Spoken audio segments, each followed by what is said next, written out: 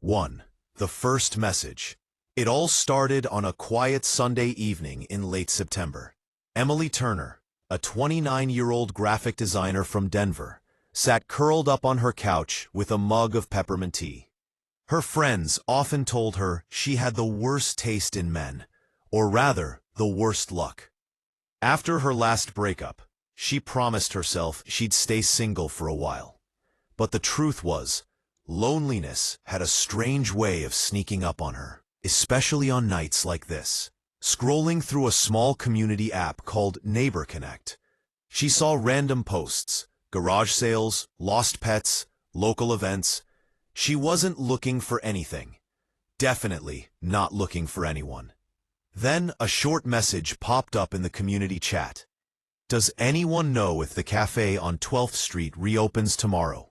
I've really missed their cinnamon muffins.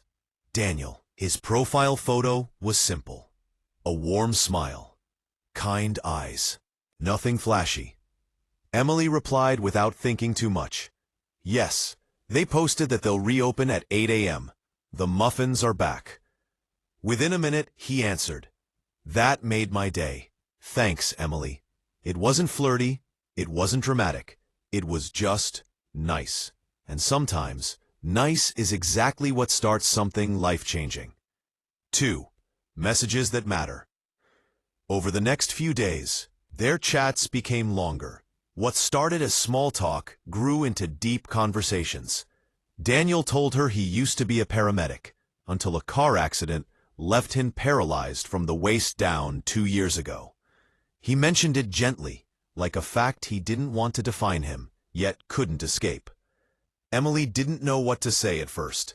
She didn't want to pity him, but she also didn't want to ignore something so big.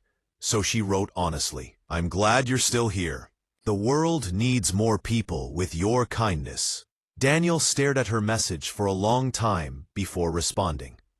Most people don't know what to say. Thank you for this.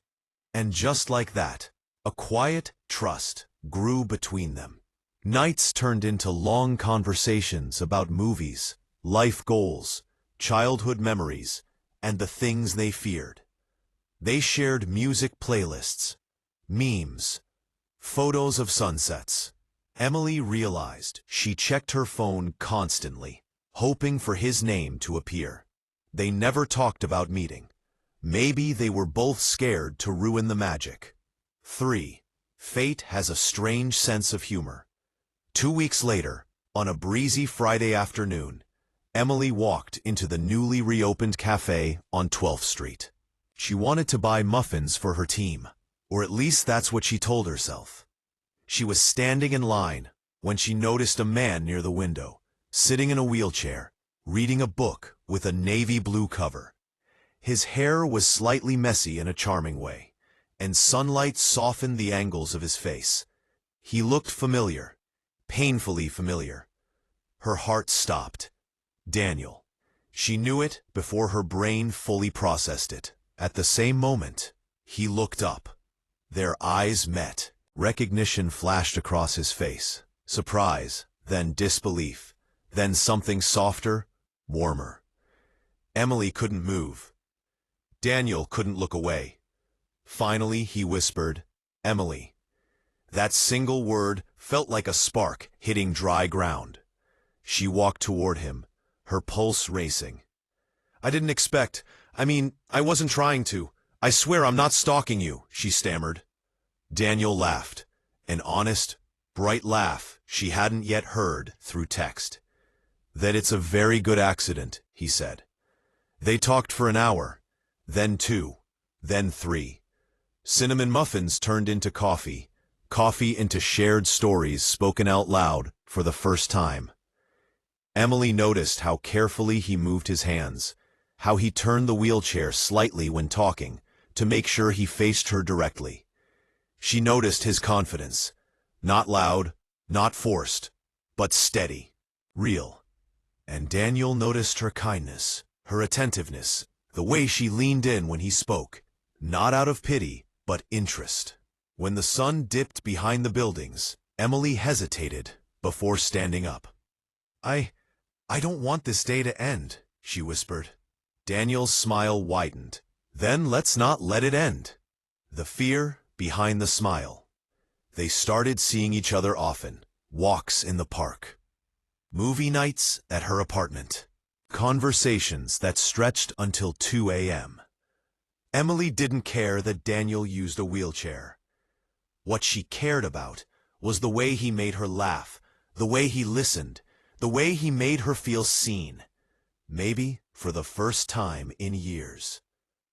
But Daniel, he carried a quiet fear. One evening, as they sat on her balcony watching the city lights, he finally voiced it.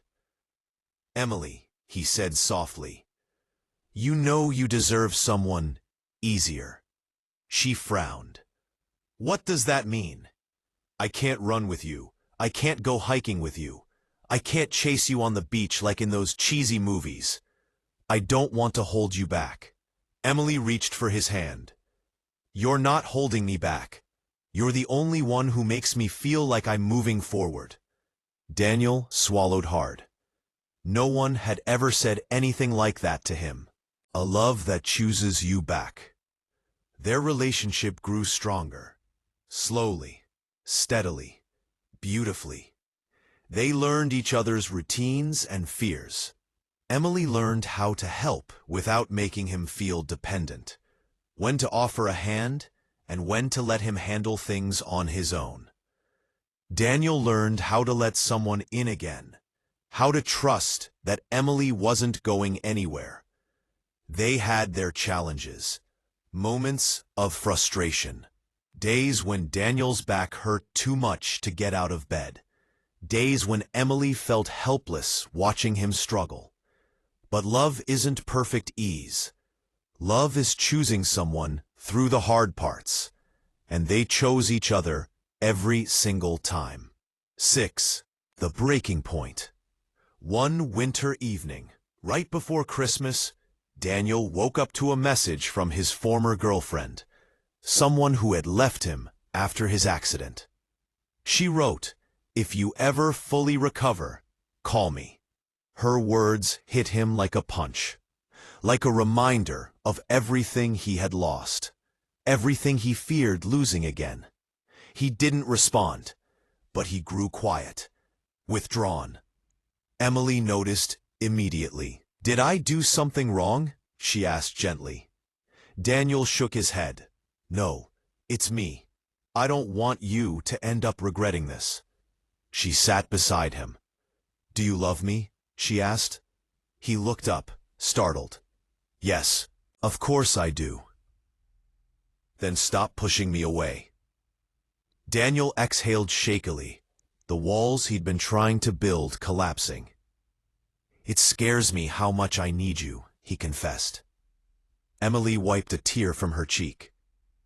"Good," she whispered, "because I need you, too." They held each other, her arms wrapped around his shoulders, his forehead pressed against her chest. And in that embrace, something changed. They weren't two separate people anymore. They were one us. 7. The day that defined everything. Spring arrived with warm winds and blooming cherry trees. Daniel suggested a picnic near Sloan's Lake, a place Emily loved. She packed sandwiches. He brought a blanket. The day was perfect.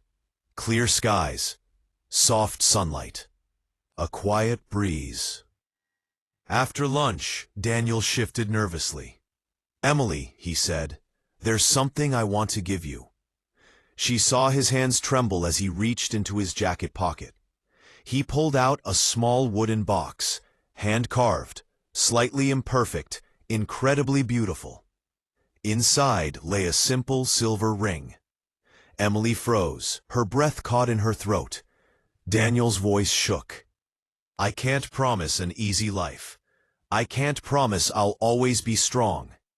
But I can promise that I will love you with everything I have, every day, in every way I can. So, will you marry me?" Tears streamed down Emily's cheeks, not delicate movie-like tears, but real ones, messy, overwhelming, full of truth. "Yes," she whispered. "Yes, Daniel. 1,000 times yes." Daniel laughed through his own tears. In that moment, surrounded by cherry blossoms and sunlight, they weren't a disabled man and an able-bodied woman. They weren't two strangers who met through an app. They were soulmates, bound by something stronger than coincidence. Epilogue: When Hearts Collide. 1 year later, Emily and Daniel married in a small outdoor ceremony near the Colorado mountains. Friends cried, families cheered. Daniel rolled down the aisle with more confidence than he ever thought he'd regain. Emily walked toward him with a smile that could light the entire sky. Their vows were simple, honest, beautiful. Love had found them in the most unexpected way, through a random message on a quiet evening. And it grew into a life they once thought they'd never have. A life where courage mattered more than circumstances, where hearts healed each other, where two imperfect people created something perfect.